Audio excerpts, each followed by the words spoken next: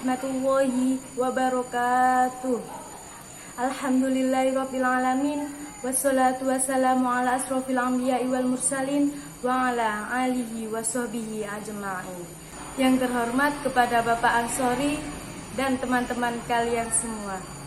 Perkenalkan, nama saya Royhatul Jannah, NIM 040403211144.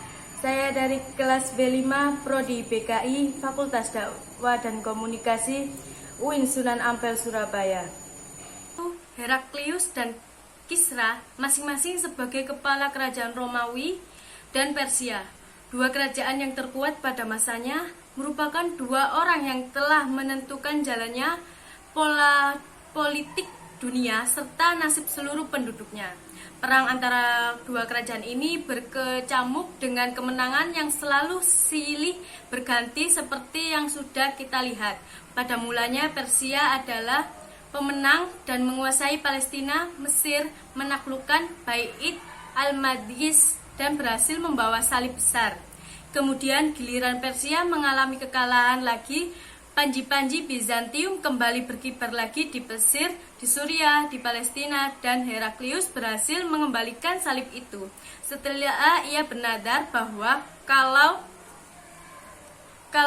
ia telah mencapai kemenangan, ia akan berziarah ke Yerusalem dengan berjalan kaki dan mengembalikan salib ke tempatnya. Kalau saja orang ingat akan kedudukan kedua kerajaan itu, orang akan dapat mengira-ngirakan betapa besarnya dunia. Dua nama itu telah dapat menimbulkan gentaran dan ketakutan dalam hati. Tiada sebuah kerajaan pun yang pernah berpikir hendak melawannya. Yang terlintas dalam pikiran orang ialah hendak membina persahabatan dengan kedua kerajaan itu. Kalau kerajaan-kerajaan dunia yang terkenal pada waktu itu sudah begitu semua keadaannya, maka tidak aneh bila negeri-negeri Arab itu pun dengan demikian pula. Yaman dan Irak waktu itu di bawah pengaruh Persia, sedangkan Mesir sampai ke Syam di bawah pengaruh Heraklius. Pada waktu itu Hijaz dan seluruh penanjung Zairah berkurung dalam lingkaran pengaruh kedua kemaharajaan itu. Kehidupan orang Arab pada masa itu hanya tergantung pada soal perdagangan dengan Yaman dan Syam. Dalam hal ini, perlu sekali mereka mengambil hati Kisra dan Heraklius supaya kekuasaan kedua kerajaan itu jangan sampai merusak perdagangan mereka. Di samping itu, kehidupan orang-orang Arab tidak lebih daripada kabilah-kabilah yang dalam bermusuhan, kadang keras, kadang lunak. Tidak ada sesuatu ikatan di antara mereka yang akan merupakan suatu kesatuan politik yang akan dapat mereka pikirkan dalam menggapai pengaruh kedua kerajaan raksasa itu. Oleh karena itu, mengherankan sekali jika pada waktu itu Muhammad berpikir hendak mengirimkan utusan-utusannya kepada kedua penguasa besar itu.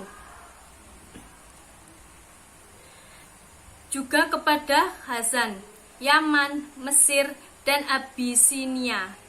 Diajaknya mereka itu menganut agamanya tanpa ia merasa khawatir akan segala akibat yang akan timbul karena tindakannya itu, yang mungkin juga akan dapat membawa seluruh negeri Arab itu tunduk di bawah cengkraman Persia dan Bizantium. Akan tetapi kenyataan Nabi Muhammad tidak ragu untuk mengajak semua raja-raja itu menganut agama yang benar.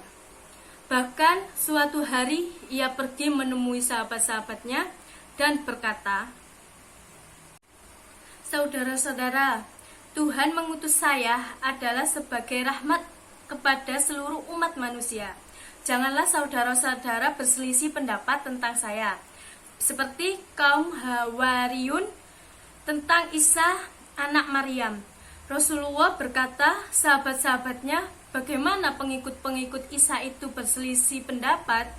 Ia mengajak mereka kepada apa yang seperti saya ajak saudara-saudara. Orang yang diutusnya ke tempat yang dekat, orang itu menerima dan orang senang hati. Tetapi orang yang diutus ke tempat yang jauh, muka orang itu terpaksa dan senggan-senggan. Kemudian dikatakannya kepada mereka bahwa ia akan mengutus orang-orang kepada Heraklius, pada Kisra, Mukarkis, Harith, Al-Ghazani, Raja Hira. Akan diajaknya mereka itu masuk Islam. Sahabat-sahabatnya menyatakan mereka bersedia melakukan itu. Lalu dibuatnya sebentuk cincin dari perak tertulis Muhammad Rasulullah. Isi surat-surat yang dikirimkan itu seperti contoh yang kita kemukakan kepada pembaca, yaitu surat kepada Heraklius yang berbunyi, dengan nama Allah, pengasih dan penyayang, dari Muhammad hamba Allah kepada Heraklius, pembesar Romawi, salam sejahtera kepada orang yang sudi mengikuti petunjuk yang benar. Kemudian daripada itu, dengan ini saya mengajak Tuhan menuruti ajaran Islam. Terimalah ajaran Islam, Tuhan akan selamat. Tuhan akan memberikan pahala 2 kali kepada Tuhan. Kalau Tuhan mengelak, maka dosa orang-orang Arisyiyin menjadi tanggung jawab Tuhan.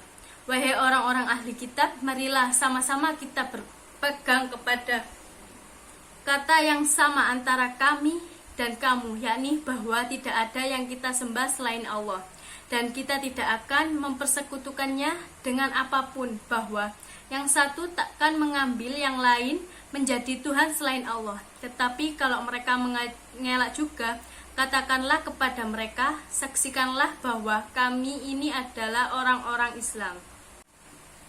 Surat kepada Heraklius itu kemudian dibawa oleh Dihya bin Khalifah, surat kepada Kisra dibawa oleh Abdullah bin Khuwafa, surat kepada Nasyi oleh Amr bin Umayyah, surat kepada Muqawqis oleh Hatib bin Abi Balta, surat kepada penguasa Oman oleh Amir bin Als, surat kepada penguasa Yamma oleh Salid bin Amr, surat kepada Raja Bahrain oleh Al-A'la bin Al-Ghazani.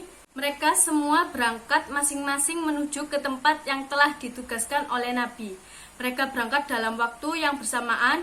Menurut pendapat sebagian besar penulis-penulis sejarah, sebagian pendapat mereka berangkat dalam waktu berlain-lain. Tindakan Muhammad mengirim utusan-utusan itu memang luar biasa sekali, menakjubkan.